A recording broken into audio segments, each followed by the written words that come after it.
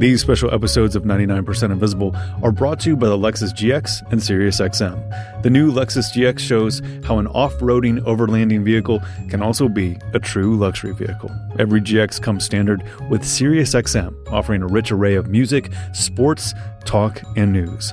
Huge thanks to the Lexus GX and SiriusXM for making this episode possible. Later, we'll meet up with a special guest, SiriusXM host and former UGA superstar quarterback, Aaron Murray, and experience the GX firsthand. So stay tuned. To learn more about the GX, visit lexus.com/GX. And with every purchase, you'll get 3 months of SiriusXM free. The all-new Lexus GX. Live up to it.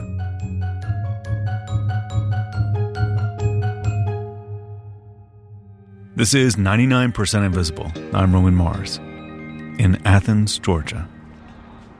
This is the third and final episode in a 3-part series of me recording on-location guides to the design features and interesting spots in the cities I love. These bonus episodes are made possible by the new 2024 Lexus GX, who heard this idea and gave the thumbs up, and then shipped a Lexus there and shot video of me careening down rural highways.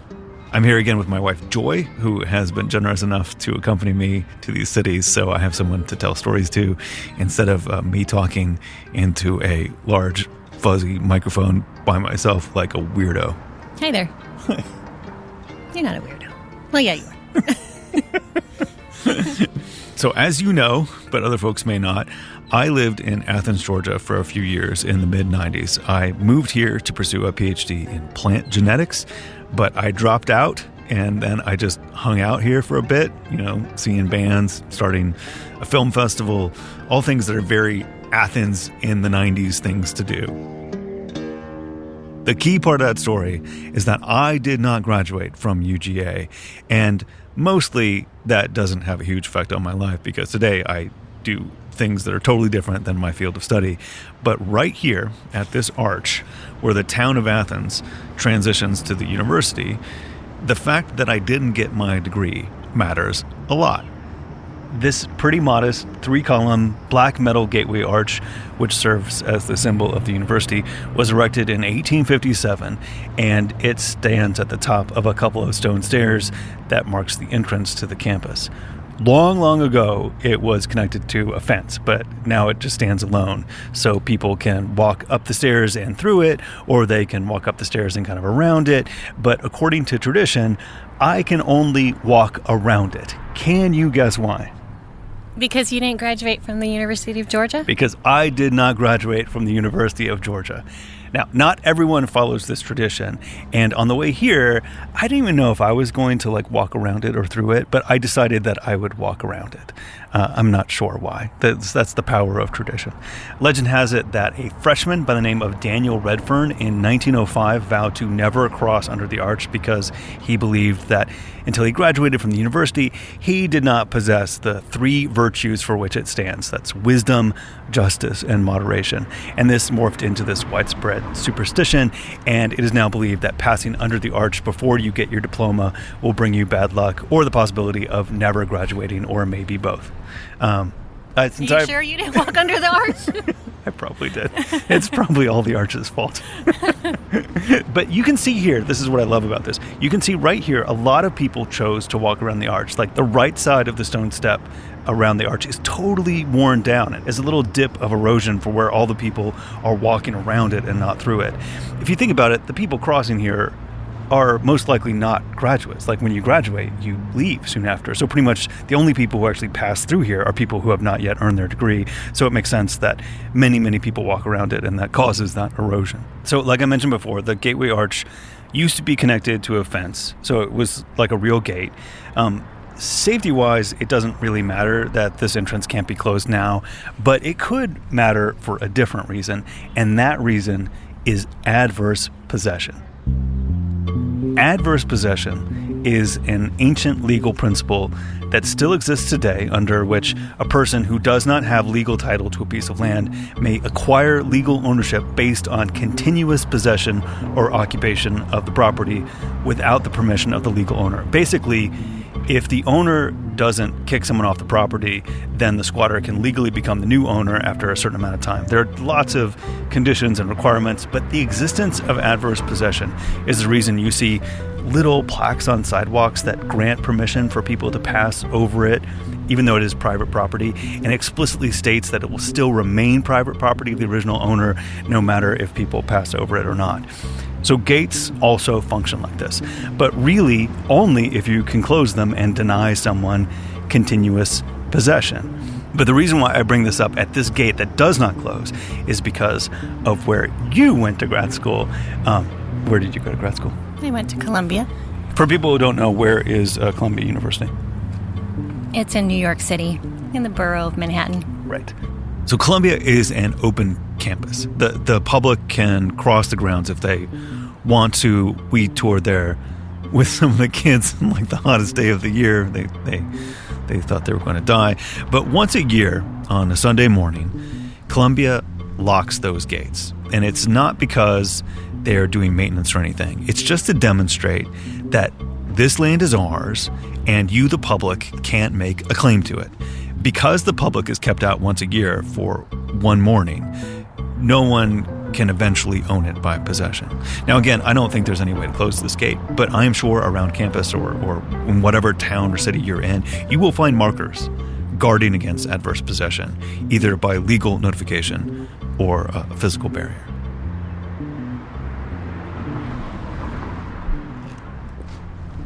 Now, I am choosing to not walk through the arch, but as a member of the public, I think it is important to roam on land that is open to the public, because adverse possession can work the other way too. Like if the public stops accessing public land, some jerk can fence it off and take it away from us.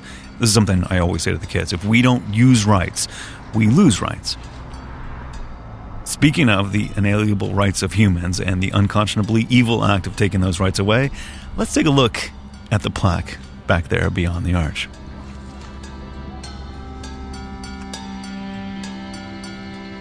This is the most prominent plaque on campus. It's right here at the entrance, and it recounts the founding of the university. It reads, in part, endowed with 40,000 acres of land in 1784 and chartered in 1785, the charter was the first granted by a state for a government-controlled university. After Louisville and then Greensboro were first selected, the current site was chosen. The first president and author of the school's charter, Abraham Baldwin, resigned when the doors opened and was succeeded by yada, yada, yada, more names. Okay. Here is the key part. Quote, during the War for Southern Independence, most of the students entered the Confederate Army. The university closed its doors in 1864 and did not open again until January 1866. After the war, many of the Confederate veterans became students. It goes on naming famous professors and chancellors from there. In the bottom corner, you see that it was erected in 1991. So you were born and raised in California. Yes. Have you ever heard the phrase, the War for Southern Independence? No, I haven't. Yeah. The quote-unquote War for Southern Independence is pathetic white supremacy language steeped in racist, revisionist, lost cause ideology. There is no excuse for it. A few years ago, the Athens Cultural Affairs Commission recommended that additional text be added to this marker, and they had a bunch of other recommendations for public art that told the full history of slavery and white supremacy here, so more people can be welcome in this space, but I'm not sure what has been done. This plaque is still here, however, and it is bad. And you know, I'm all about always read the plaque. But when this thing isn't being outright racist, it's just a boring list of names. Like an extremely dull Klansman wrote it. Literally anything would be better. And I say this because this is a beautiful place. I loved going to school here. I loved living here. Everyone here deserves better. So walking around that arch, that's a tradition that I can get behind. Mollycoddling the people who want to keep lost cause rhetoric alive, that is a Southern tradition that absolutely needs to go. Especially because, you know, a university and a university town are all about learning and growth. There is so much potential for excellent, smart, interesting, historically accurate, nuanced, challenging, comforting, inclusive messages that could be embedded all over the landscape here. This is a place that has done great things, and they should be highlighted. I think this place is worth it, and I think it's worth the hard work to make it better. So always read the plaque, but, with caveats.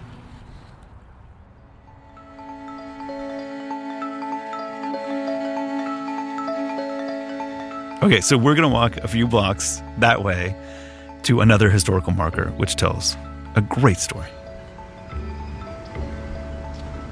Up a cobblestone street and kind of protruding out into the intersection of Finley and Deering is the tree that owns itself.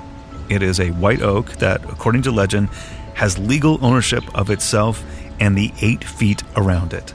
The story is that a man named William Jackson, who was maybe a professor at the university, maybe a doctor, maybe a colonel, maybe all three of those things, had lovely childhood memories of this tree and, desiring to protect it for all time, deeded the tree the ownership of itself and its surrounding land. This happened sometime in the 1820s. There is no real legal basis for the tree owning itself, but for nearly 200 years, the stated position of the Athens-Clarke County Unified Government is that this tree, in spite of the law, does indeed own itself. It is the policy of the city of Athens to maintain it as a public street tree. It has gone through some rough times. It needed some help in 1906, and George Foster Peabody of the namesake of the Peabody Awards, which are given out by UGA, paid to have new soil and these little concrete bollards and a chain barricade around it. He also paid for the plaque. The old one is around the corner, is very worn, but the new one has a more legible inscription, and it reads, "For and in consideration of the great love I bear this tree and the great desire I have for its protection for all time, I convey entire possession of itself and all land within 8 feet of the tree on all sides. William H. Jackson." There's also a brass plaque that reveals that this is not actually the original tree. That tree fell down in 1946 and it was replaced, so some people call this the son of the tree that owns itself. I love the spirit of this. This is a tradition with no real-world grounding at all. Like, there is no way that this tree actually legally owns itself, but people treat it as real because this story and this idea represents the best of our values, and everyone can see it, and they can see it etched into stone.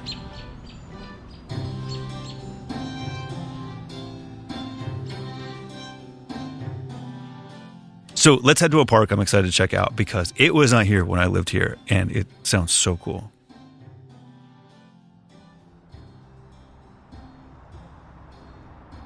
So we just got biscuits and sausage gravy from Mama's Boy and walked to the river behind it and to this amazing park.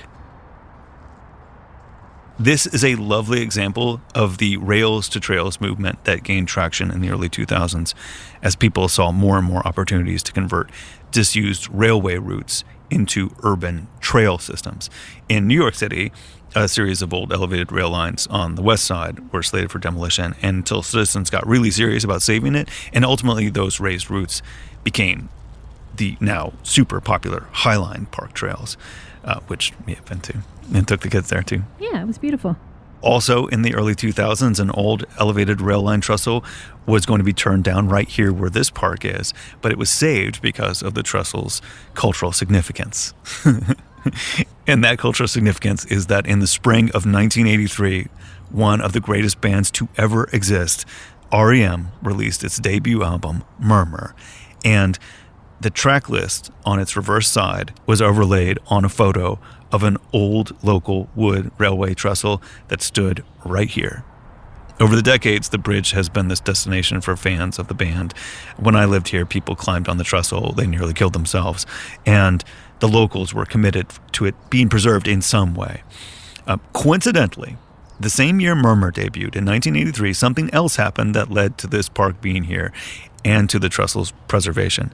Congress amended the National Trails System Act, and in doing so, they made rails to trails conversions easier to implement. So there was cultural significance thanks to R.E.M. Thanks to the National Trail System Act, there was a pathway to turn this into a park trail. But there was still the issue of what to do with the old wooden trestle itself that went over the river. So park planners wanted to use the bridge as part of the trail, but the old abandoned structure that's depicted on the album was deemed too unsafe. So there was a thought, to keep it as is, and the trail would just go alongside it using a series of switchbacks to just bypass the bridge entirely. But the solution, was seen as, defeating the great goal of creating a continuous, safe, flat trail open to people of all ages that crosses over the river. So there was talk of replacing the old structure plank by plank, like a ship of Theseus type of thing, but that was deemed a little too unrealistic. Ultimately, it became clear that the original framework had to come down and be replaced by something new. Most of the structural elements had been just rotted beyond repair. In its place is what you see in front of you. This replacement bridge mimics the overall aesthetic of the wood-framed Murmur Bridge, but also, features new, robust engineering elements like a set of arched steel supports. Another nice new addition are the overlook platforms up there that are midway across Trail Creek that are really lovely. Construction of this new pedestrian trail was finished about a year ago, and it carries forward a lot of the look and vibe of the vintage Murmur Bridge. It is a really worthy tribute to the past, but it's infused with new life and new function. It's this perfect mix of nostalgia and real progress, like making this community better and more welcoming for all citizens. At the official opening of the Firefly Bridge in April of 2023, R.E.M's Murmur played in the background, which is a really nice accompaniment to any civic ceremony. Projects like this, can be this huge boon to the public. Railway pathways, especially, these are really rare direct routes to and through the hearts of cities. Like these paths cut across city grids in ways that would be effectively impossible to carve out from the filled-in fabric of modern urban environments. So they're really special and worth the effort of converting them for modern use.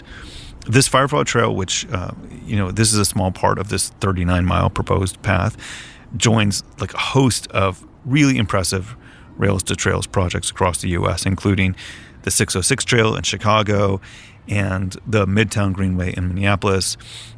These have already been extensively built out, as well as the Los Angeles River Greenway and other urban projects that are still in the works. Kurt and I talk about this a lot in our book, The 99% Invisible City, which I'm sure you've read cover to cover many times. I did. Of course I did. And I listened to it. I think it's safe to say that the aesthetics of the Firefly Bridge would be totally different if it weren't for R.E.M. making the trestle famous. And I think that's glorious. It's really, really nice. So we're going to stick with the album Murmur because it's one of the greatest albums of all time. So if you flip over the LP to the front, you will see a picture of an outdoor landscape covered in a vine called Kudzu. Have you ever heard of Kudzu? I haven't. That's a cool word. Yeah, Kudzu is an ornamental vine from Japan. It's everywhere in the South, and that was by design. In the 1930s, when the Dust Bowl was raging, the U.S. government was rightfully deeply concerned about soil erosion. So they cultivated kudzu seedlings and paid people to plant it. So they paid both the landowners to plant it on their land and teams of young men to do the job, including my grandfather, who grew up in Atlanta. That was one of his summer jobs. So kudzu was planted everywhere, and in the right conditions, it is a very, very aggressive invader.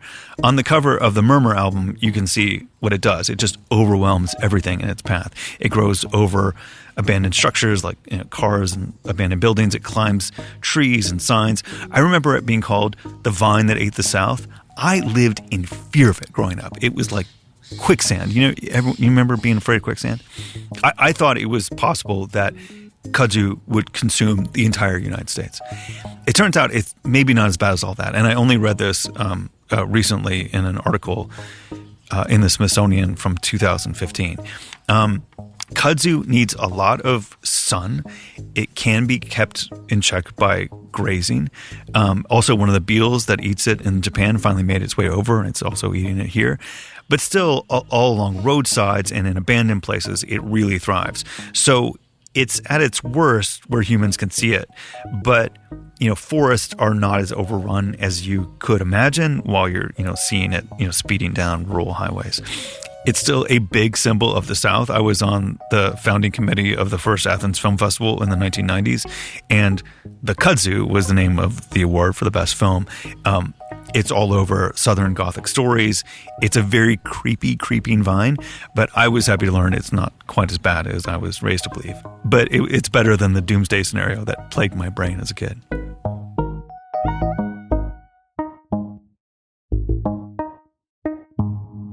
So the last story I want to tell you is a very 99PI thing that happened to us when we were driving to the Lexus photo shoot. And I'll tell you that story after this. This special episode of 99% Invisible is brought to you by the 2024 Lexus GX and SiriusXM. The Lexus GX is at the apex of high-end luxury and high-end utility, which means you can get very comfortable with massaging seats and a drink cooler in the center console, and you can tow 4 tons of whatever makes you happy behind you. That the towing capacity of 8,000 pounds, that's a lot. That's a lot. That's Eric Kavanaugh, Senior Advertising Planner and our guide to the Lexus GX. To be able to confidently tow a utility trailer of that weight is really impressive. Yeah. The V6 engine, being that twin turbo, the feel when you really step on the gas, you have that instantaneous acceleration from the turbos. I'm just so excited I want to drive this one more often. I don't know how much things weigh. Like, how much is 8,000 pounds? What should I be thinking of? We're going to have to save that conversation for a rainy day. It gets into gross combined vehicle trailer weight rating, tongue weight, etc. But I would think of, a medium-sized boat would fit right in line there. And Perfect. Anyone that is towing should know that they should read their owner's manual and understand how much their trailer weighs and what the combined weight is of the trailer and their vehicle. So, but tons of information on lexus.com/GX if you want to inquire more about the different towing capacities by grade and all of those differences between the different models. Cool. Thank you. We checked with Lexus, and they said the towing capacity was over 9,000 pounds on some models. So, like our friend Eric said, check your owner's manual. With the all-new Lexus GX, you can get the whole crew together, be very comfortable, get out there, and take on the world.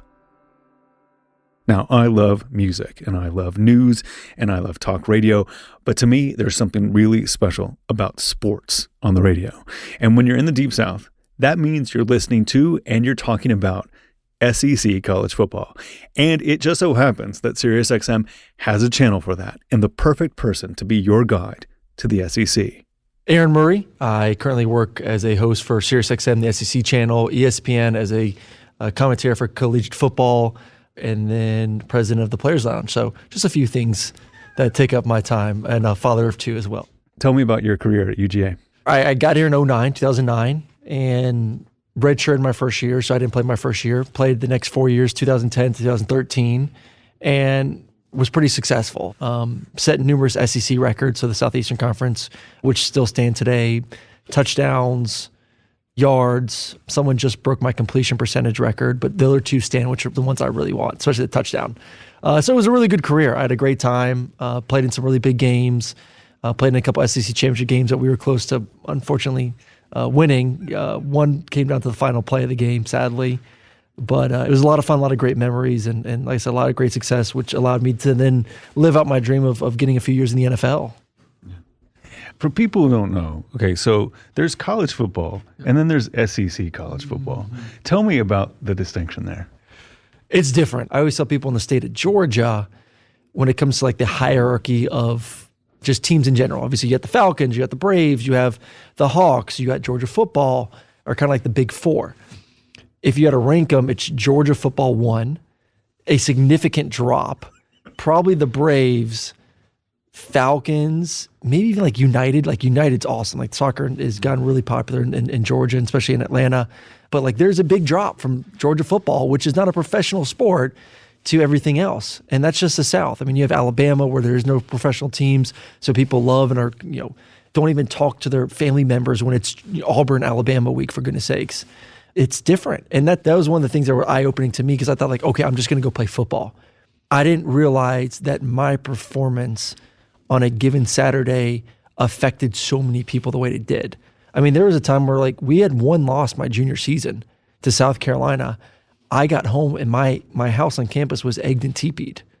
I was getting hate mail and hate messages like on social media and the message boards and all that. And like, I just thought I was coming to play football. Mm-hmm. I didn't realize like I'm like, I don't want to use the word religion, but it's pretty darn close to that here in the South, especially college football. And at times it's great because you're worshiped and you're loved and you get free drinks and food and pats on the back. But then when things aren't going well, like, you don't even want to walk around campus, especially the quarterback position, because you are praised for wins and you are blamed most of the time for the losses.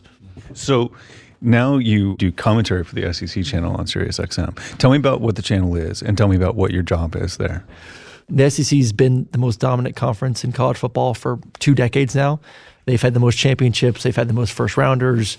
They've had the most Heismans, everything, all the awards. So it's the best conference in America, and we have to focus solely on that for me for 3 hours a day, which is pretty easy, pretty fun. And I think it's going to be only more and more, obviously, as this conference continues to grow. So how'd you go from being a player to being a commentator? I never thought I'd get into media when I was done, but it kind of just fell into my lap my first year at the NFL to jump into commentary. And I kept being told like, hey, if you're going to do games or do studio work, the best way to improve is to do radio. Because radio is more difficult. You don't have a game to help you. You don't have graphics to help you. Like, you have to fill air for 2-3 hours.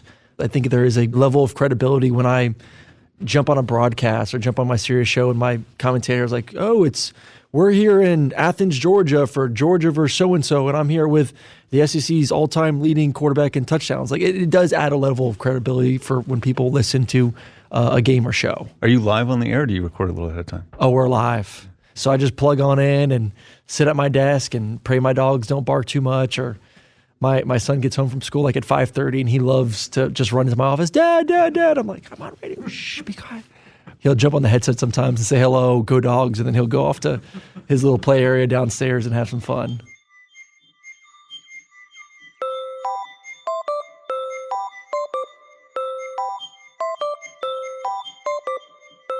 You can hear Aaron Murray on the SEC channel, which is just one of a bunch of riveting sports radio channels included with your free 3-month subscription to SiriusXM with the purchase of a new Lexus GX. To learn more about the GX, visit lexus.com/GX. The all-new Lexus GX. Live up to it. So on our way to the Lexus photo shoot, a very 99PI thing happened. North Georgia was built around trains. The original name of Atlanta was Terminus because it was at the end of both the Atlantic and Western rail lines. As such, someone proposed the name Atlantica Pacifica to replace the name Terminus, I presume because it sounded prettier, and that was quickly shortened to Atlanta. Now, I live next to the train line in Normaltown, and we passed my old neighborhood on the way to do the interview with Aaron and take pictures of the Lexus GX. But we were stopped along the way because a tall truck tried to get under a low train overpass, and the top of it got sheared off, which reminded me of one of my favorite stories from the 99% Invisible City about the Can Opener Bridge. Nicknamed the Can Opener Bridge, there is a rail overpass in Durham, North Carolina that has become famous for scraping the tops off of trucks that dare pass beneath its tracks. The Norfolk Southern Gregson Street overpass was designed to allow safe passage for vehicles up to around 12 feet tall, which probably seemed like more than enough overhead when it was constructed in 1940. Over the years, though, trucks got taller and more trucks hit the bridge. Despite the implementation of a series of bright signs, flashing lights, and other warnings that the driver's too tall vehicle is about to be loudly decapitated, these collisions just kept happening. A local resident named Jürgen Henn was working in a nearby building when he began to notice the high frequency of incidents involving the bridge. It's pretty crazy sometimes. I would sit there at my desk working peacefully, and all of a sudden there's this massive crash out there and I almost fall out of my chair. In 2008, he installed a video camera to document the collisions. Since then, he has captured and posted over 100 videos.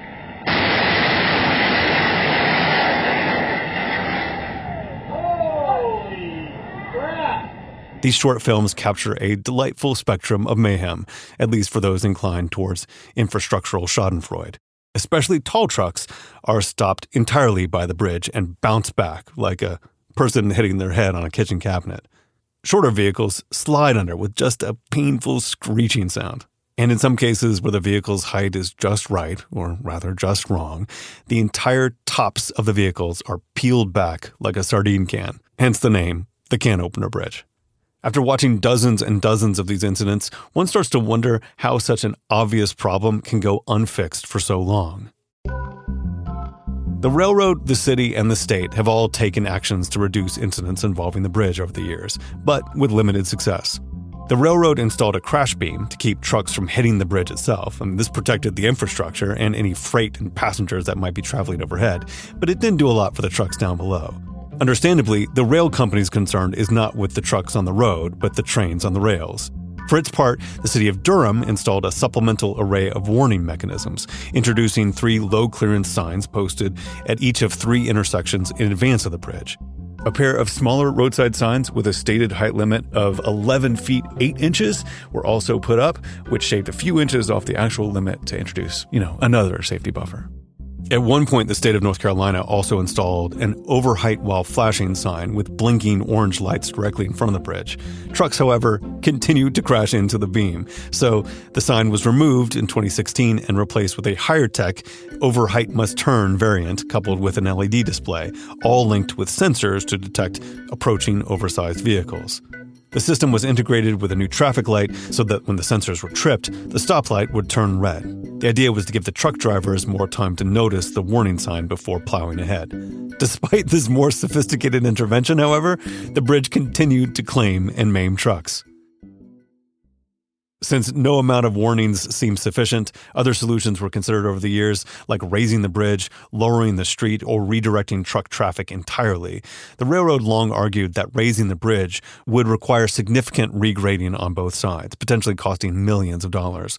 Lowering the street was also deemed impractical because a sewer main runs directly below it. Installing a low-clearance bar in advance of the bridge or otherwise redirecting overheight traffic away from the area entirely would be challenging too. Delivery trucks need to be able to drive right up to the bridge, then turn in order to access a set of restaurants nearby.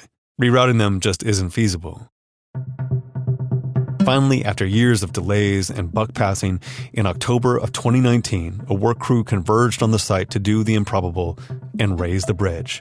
What was once the 11-foot-8 bridge is now more or less a 12-foot-4 bridge, according to the new road flanking height limit signs. Though, according to Jurgen Henn's measurements, the actual clearance is around 12 feet 8 inches. For the not-so-low cost of $500,000, the North Carolina Railroad Company jacked up their tracks as much as they could without impacting nearby crossings on either side of the can opener. Of course, this height still won't accommodate every truck. The state allows vehicles up to 13 feet 6 inches. Sure enough, a metal chunk was clipped off the top of a truck in a video posted by Henn just a few weeks after this fix was enabled. For decades, the Can Opener Bridge has represented a perfect storm of financial limitations, physical challenges, and political bureaucracy, all conspiring against a complete and permanent design solution. Even now that the bridge has been raised, it may still prove to be a flawed piece of infrastructure and a persistent nuisance. All cities have things like this, ill-fitting byproducts of conflicting priorities that trip up citizens or scrape their vehicles. But few are as large, troublesome, or as widely shared on the internet as the Can Opener Bridge. I was shocked to be out in the world to see a similar story play out when we were being driven around Athens, but the driver who was taking us around said, "Oh yeah, he sees it all the time."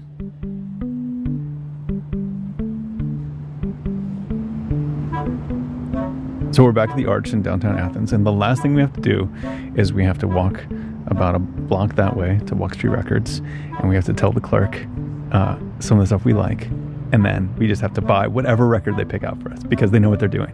Great, let's do it. Awesome. Okay, that's it from Athens, Georgia. Over and out.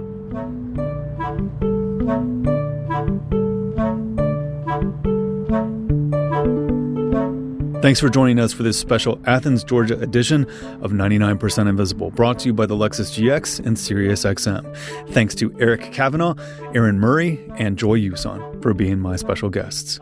The new Lexus GX showcases how aesthetic appeal complements utility, proving luxury and capability can coexist. And when you throw SiriusXM on there, you have everything you need to be out in the furthest reaches while still being connected to a passionate community of sports fans, music-loving DJs, world-class talkers, comedians, and thinkers. To learn more about the GX and SiriusXM and Lexus vehicles, visit lexus.com/GX.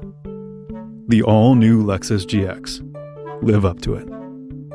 I also encourage you to go to this episode's page on 99pi.org, where you can look at me posing with a very fancy car, and you can watch me driving down the highway with it, and you can stream your first 3 months free of SiriusXM, where you can listen on the SiriusXM app online or on other compatible devices.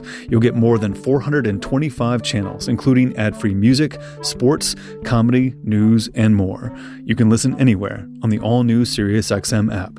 Go to 99pi.org to subscribe to SiriusXM. 99% Invisible was reported this week by me, Roman Mars, and Kurt Kolstad, and edited by me, Roman Mars, with production help from Isabel Angel and Sarah Bake. Mix and sound design by Dara Hirsch, music by Swan Real. Kathy Tu is our executive producer, Delaney Hall is our senior editor. The rest of the team includes Chris Berube, Jason DeLeon, Vivian Lay, Oshima Dawn, Christopher Johnson, Martine Gonzalez, Joe Rosenberg, Gabriella Gladney, Nina Patak, Kelly Prime, and Jacob Maldonado Medina. The 99% Invisible logo was created by Stephen Lawrence. We are part of the Stitcher and SiriusXM podcast family, now headquartered 6 blocks north in the Pandora building in beautiful uptown Oakland, California. Our headquarters online is 99pi.org.